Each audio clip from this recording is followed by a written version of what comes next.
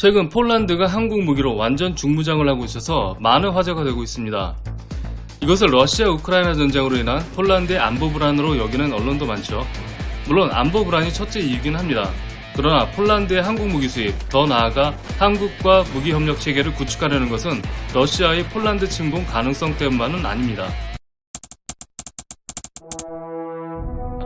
그렇다면 폴란드는 왜 방산업에 그 많은 투자를 하는가? 폴란드는 유럽 내 가장 강력한 국방력을 갖춘 하나의 블록으로 성장하기를 원하고 있습니다. 또 유럽의 안보가 독일을 중심으로 구축되는 것을 지켜보고 있지 않겠다는 입장입니다. 실제로 독일은 유럽연합을 위한 방공 시스템을 구축해서 유럽의 미국 의존도를 줄이겠다는 것을 목표로 하고 있습니다. 그러나 폴란드는 유럽을 탈퇴한 영국과 스카이세이버라는 대공 미사일 방어 시스템을 배치하기 위해서 장기적으로 영국과 협력을 체결했는데 이것이 독일이 생각하는 미래 안보 계획에 찬물을 끼얹고 있다는 사실입니다. 영국을 시작으로 폴란드는 비유럽 국가와 방위산업 분야에서 협력을 모색해 가고 있는 것입니다. 영국의 벤 웰러스 국방장관은 폴란드와 영국이 방공 복합 무기에 대해 긴밀히 협력하기로 협정했다고 공식적으로 인정했습니다. 폴란드는 대공방어 분야 외에도 영국과 다양한 분야에서 방위산업에 협력해 나가고 있습니다. 영국의 캠 미사일 제품군 인수에 관심을 갖거나 영국과 협력하여 지상발사 장거리 미사일을 개발할 예정입니다. 이미 영국과 폴란드는 폴리카 플러스 단거리 방공 시스템에 대한 협력을 하기로 계약에 서명한 상태입니다. 폴란드의 이러한 행보는 유럽의 새로운 군사 강국으로 등극하여 독일을 능가하는 수준의 국방력을 확보하겠다는 국가 전략이 세워졌기 때문입니다. 유럽의 리더 국가인 프랑스와 독일은 폴란드의 이러한 행보를 매우 불편해하고 있습니다.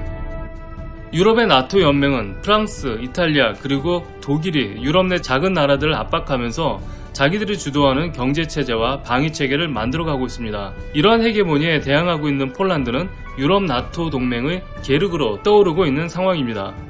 폴란드는 독일과 좋지 않은 역사를 가지고 있지만 그럼에도 불구하고 수십 년 동안 지속적으로 독일의 입장을 지지해왔습니다.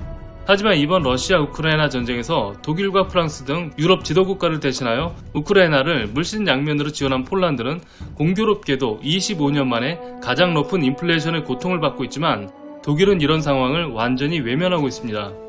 아담 글라핀스키 폴란드 중앙은행 총재는 독일이 폴란드에게 무역과 방위산업 결제를 유로화로 할 것을 강력히 공고하는 등 EU 계획을 준수할 것을 강요하고 있는 상황인데 이렇게 된다면 유럽 내 엘리트 국가들로 인해서 폴란드의 경제는 좌지우지될 수밖에 없으며 폴란드가 꿈꾸던 강력한 국방의 자주국가 실현은 물거품이 될 것입니다.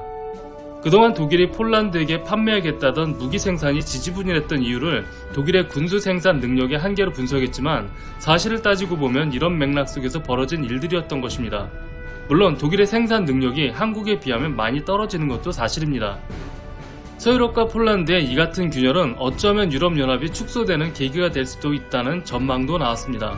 즉 폴란드를 비롯한 동유럽, 발트 3국 등이 EU의 노선을 전적으로 따르지 않을 가능성이 있다는 의견이죠. 유럽을 축소시키려는 배경에는 미국이 있습니다. 당연히 폴란드의 군사 강국화되는 것을 지지하는 국가도 바로 미국입니다.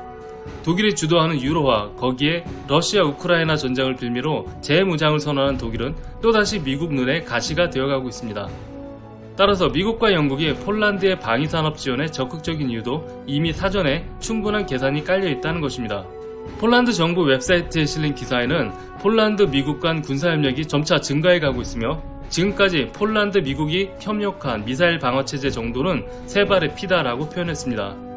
폴란드는 앞으로 미국과 더욱 강력한 군사협력 체제를 구축하고 유럽 동부축의 핵심 전략 블록으로 성장하겠다는 방침입니다.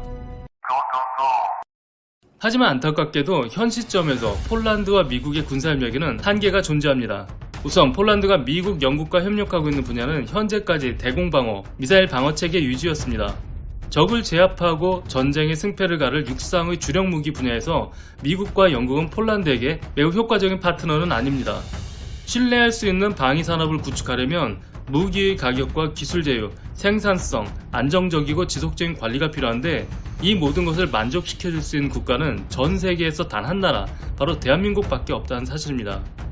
이미 한국과 방산협력을 해왔던 인도는 폴란드의 결정을 매우 긍정적인 시각으로 보고 있습니다. 인도의 정치 군사 전문 저널리스트인 비샤스 마카르시는 폴란드가 한국을 선택한 것은 매우 현명한 판단이었다고 극찬하기도 했습니다. 폴란드는 최근 한국산 탱크 980대와 K9 자주포 등 약 8조 원 규모의 계약을 체결했으며 FA-50 경전투기를 30억 달러, 우리 돈으로 약 4조 원의 추가 계약을 했습니다. 불과 며칠 전에는 다연장 로켓인 천무 M239를 300대 추가 계약을 하기도 했습니다. 하지만 폴란드가 구상하는 국방력 규모를 고려해 봤을 때 앞으로 금액은 더 커질 수 있습니다. 계약 결과는 매우 긍정적입니다. 현대로템은 계약 후 폴란드 1차 주문량을 단 60일 만에 소화해내서 유럽이 놀라고 있습니다. 추가 물량도 계약 후 6개월에서 8개월 안에 주문량을 생산해낼 수 있기 때문에 한국의 방산업체는 폴란드가 기대했던 것 이상의 속도를 내고 있는 것으로 평가되고 있습니다.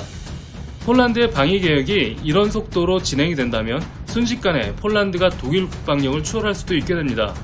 따라서 한국은 폴란드의 꿈을 실현시켜주는 구세주와도 같은 존재가 되는 것이죠.